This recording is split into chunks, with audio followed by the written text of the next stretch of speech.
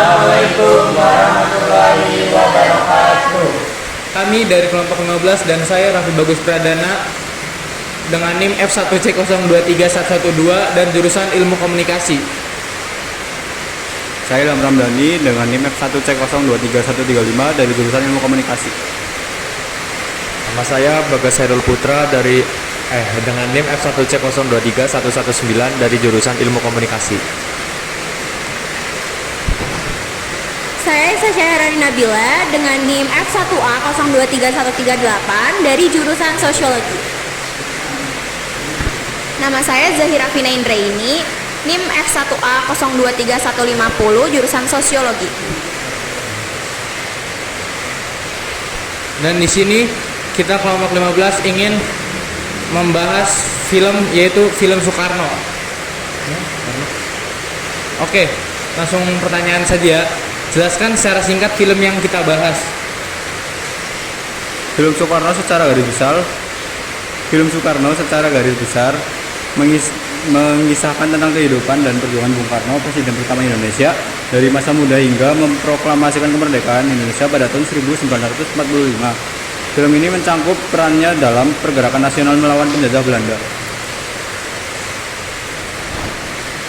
Perannya dalam merancang Pancasila sebagai dasar negara, serta hubungannya dengan tokoh-tokoh politik dan peristiwa penting dalam sejarah Indonesia, seperti Konferensi Asia Afrika. Film ini menyoroti kepemimpinan, visi, dan idealisme Soekarno dalam memperjuangkan kemerdekaan dan persatuan bangsa Indonesia. Untuk pertanyaan yang kedua, coba bandingkan dengan ideologi Pancasila. Dalam film tersebut, ideologi yang terkandung dalam film tersebut menggambarkan bagaimana pandangan terkait pembentukan identitas nasional Indonesia, serta menekankan pentingnya kesatuan bangsa di atas perbedaan etnis, agama, dan budaya, seperti yang terkandung dalam sila ketiga, yaitu Persatuan Indonesia. Selain itu, ideologi Soekarno juga menggambarkan konsep demokrasi yang lebih luas serta berakar pada partisipasi rakyat dalam kehidupan politik dan pembangunan nasional. Kemudian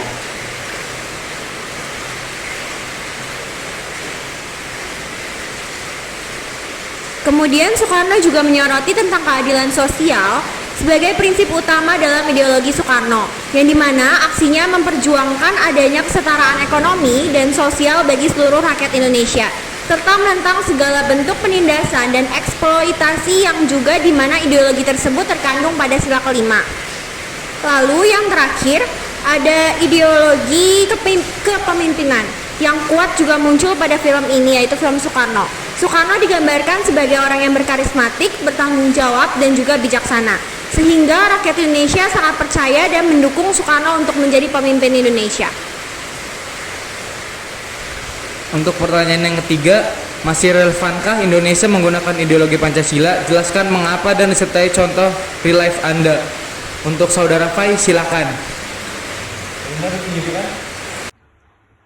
Oke, di sini saya akan memaparkan tentang masih relevankah Indonesia menggunakan ideologi Pancasila.